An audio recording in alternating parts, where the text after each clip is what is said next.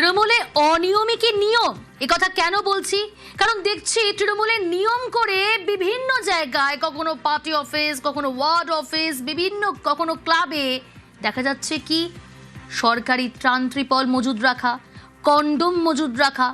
আর এবার দেখা গেল বাঁশডোনিতে, সেখানে তৃণমূলের ওয়ার্ড অফিস, মদের বোতল, আর সেখানেও কন্ডোম। বাঁশডোনির 124 নম্বর ওয়ার্ডের ঘটনা। তৃণমূল প্রাক্তন কাউন্সিলর রাজীব দাসকে ঘিরে বিক্ষোভ। রৌনক রয়েছে আমার সঙ্গে। রৌনক, তৃণমূলে অনিয়মই তাহলে নিয়ম? দেখা একেবারেই তুমি যে কথা বললে, কারণ যে কটি ওয়ার্ড অফিসের আগে স্থানীয় মানুষ বা বিজেপি সমর্থকরা বিক্ষোভ দেখেছে, সেখানে প্রত্যেকটি জায়গা থেকে এই আপত্তিকর বস্তু, মদের বোতল পাওয়া যায়। এবং সেই একই চিত্র দেখা গেল 124 নম্বর ওয়ার্ডের প্রাক্তন কাউন্সিলর রাজীব দাসের ওয়ার্ড অফিস থেকে।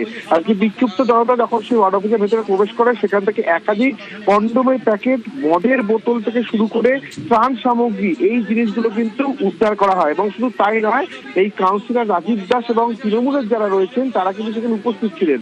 তাদের ঘিরে বিক্ষোভের ঘিরেই কার্যত কোনো মতে পালিয়ে বাঁচেন এই রাজীব দাস, এবং তাকে লক্ষ্য করে যে ডিম থেরাপি, সেই ডিম থেরাপিও চলে। সেক্ষেত্রে ওয়ার্ড অফিসের মধ্যে আপত্তিকর বস্তু কেন থাকবে, এই নিয়ে কিন্তু একটা প্রশ্ন প্রথম থেকেই উঠে আসছে।